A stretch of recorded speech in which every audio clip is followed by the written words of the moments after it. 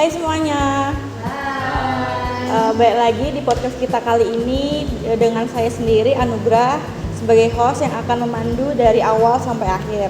Nah, kali ini kita akan membahas tentang kepemimpinan pemerintahan pada masa presiden kita yang keempat, yaitu Kiai Haji Abdurrahman Wahid atau yang sering kita kenal Gus Dur. Kali ini kita kedatangan dua narasumber, yaitu ada Mbak siapa nih? Coba perkenalkan diri. Oke, halo, aku Nada Delila. Aku mahasiswa Prodi Ilmu Pemerintahan Universitas Jambi. Nah, dan samping saya nih Mbak siapa? Halo semuanya, saya Zati Najwa, saya mahasiswa Universitas Jambi dari Prodi Ilmu Pemerintahan. Oke, mungkin bisa kita mulai saja ya. Nah, di sini kan kita tahu bahwa Gus Dur itu merupakan sosok pemimpin yang sangat ikonik. Nah, mungkin Mbak Nade bisa jelasin sedikit bagaimana sih profil ataupun latar belakang dari Gus Dur ini sebelum beliau menjabat sebagai seorang presiden. Oke, baik. Kalau kita berbicara tentang profil Gus Dur nih, jadi beliau ini lahir di Jombang, Jawa Timur pada tanggal 7 September 1940. Terus beliau ini juga bukan orang sembarangan nih Mbak, karena beliau merupakan cucu dari pendiri Nahdlatul Ulama, yaitu Kiai Haji Hashim Asy'ari. Terus juga dengan latar belakang santri, terus intelektualnya yang sangat kuat. Jadi beliau ini sempat mengenyam di berbagai pesantren. Terus terutama beliau melanjutkan pendidikan di Al-Azhar Kairo Mesir, terus juga Universitas Baghdad di Irak. Nah, terus juga sebelum beliau menjabat menjadi presiden periode 1999 hingga 2001, beliau ini merupakan ketua umum Nahdlatul Ulama NU itu selama 3 periode berturut-turut gitu sih.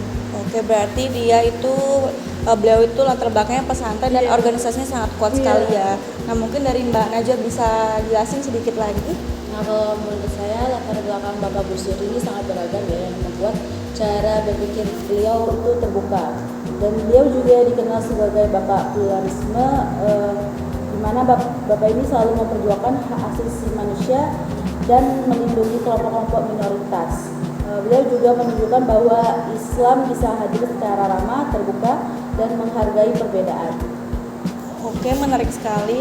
Berarti dari yang disebutkan narasumber kita tadi, kita bisa tahu bahwa beliau ini memiliki pemikiran yang sangat hebat sekali. Nah, kita sekarang ngomongin gaya kepemimpinannya. Nah, kalau bisa tahu gimana sih caranya supaya kita tahu cara beliau ini memimpin pada masa pemerintahannya beliau. Coba Mbak Najwa jelasin.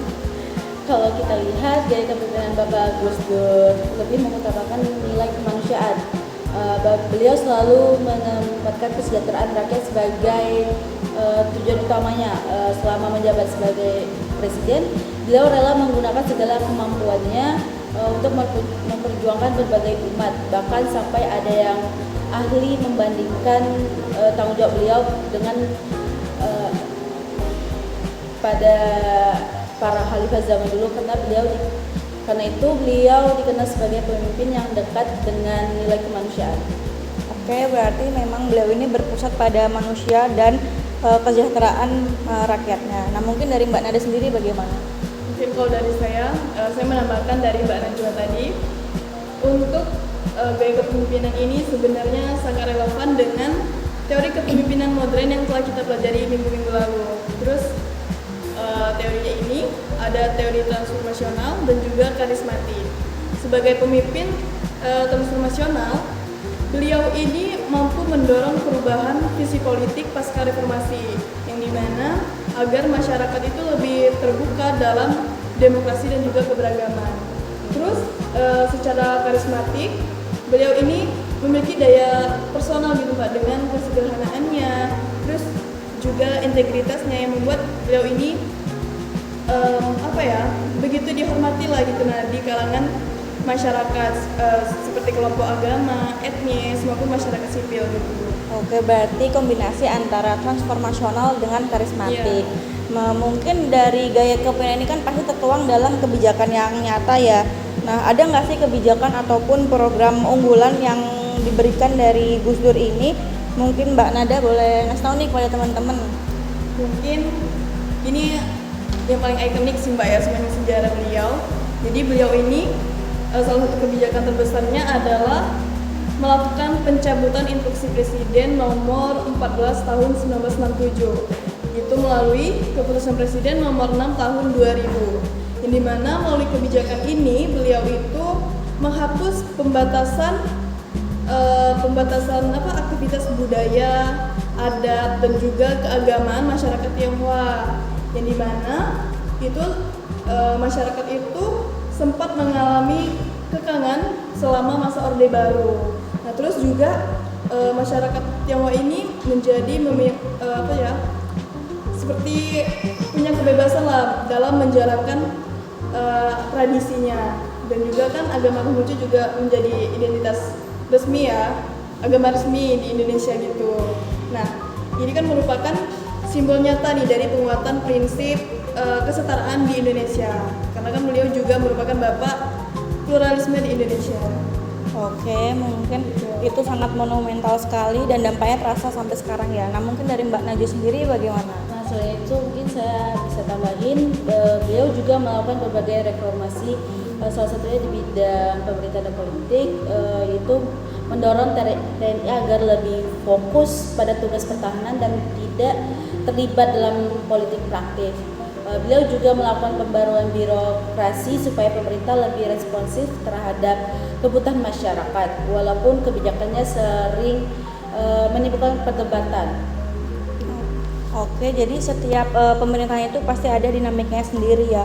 Nah, pasti dari Gus Dur ini memiliki kelebihan maupun kelemahan. Nah, mungkin kelebihannya bisa Mbak Najwa sebutin nih gimana? Untuk kelebihannya itu mungkin terletak pada komitmennya ya, yang tanpa kompromi terhadap pluralisme, demokrasi dan hak asasi manusia.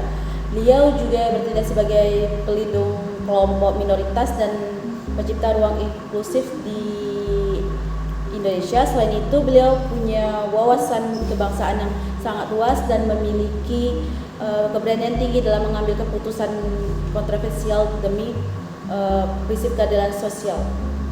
Oke, nah kalau kelemahannya bagaimana Mbak?